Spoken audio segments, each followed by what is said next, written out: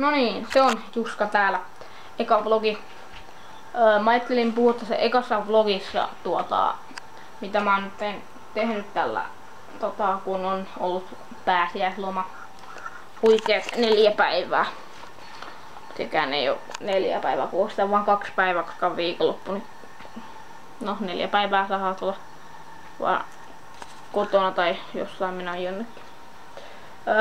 Mä ite muistan, että kun mä olin tulin kipeäksi keskiviikkoiltana ja olin torstaina kipeä, niin mun ei tarvinnut torstaina enää mennä kouluun.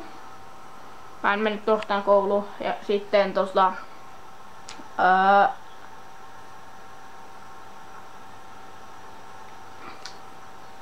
niin, sit mä olin kotona ja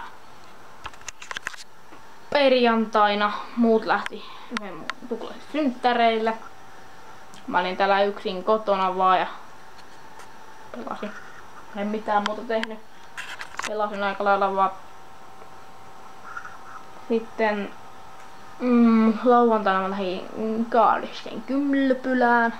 Kaalisen kylpylään lähdin siskojen ja veljen ja isän kanssa lähdin sinne. Kyllä. Sitten me lähdettiin lauantaina, tultiin sieltä joskus illalla 7 jälkeen. Ja sitten en mä tehnyt mitään muuta kuin pelasin lähinnä ja olin sairaan tylsää nyt tässä viime aikana. Niin ajattelin, että nyt voisi aloittaa tän videoiden tekemisen. Kyllä.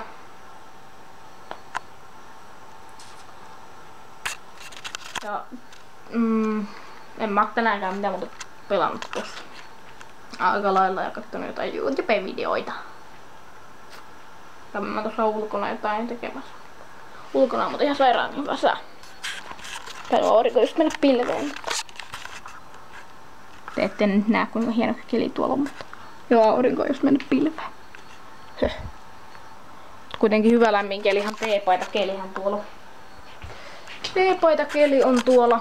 Mitäs mulla tässä? Huone on kuin räjähdyksen partaalta. Kuin pommin jäljiltä. Joo, sanotaan vaikka niin. Hirmu myrsky on tätä huonetta raadellut, mutta ei mulla tässä sen kummempia.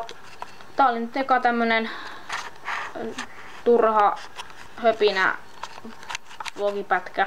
Mä en heiluta kameraa nyt. Niin. Nähdään joku toinen kerta. Mä olin Juska ja me näemme seuraavalla kerralla. Ehkä jossain niin järkevämmässä videossa.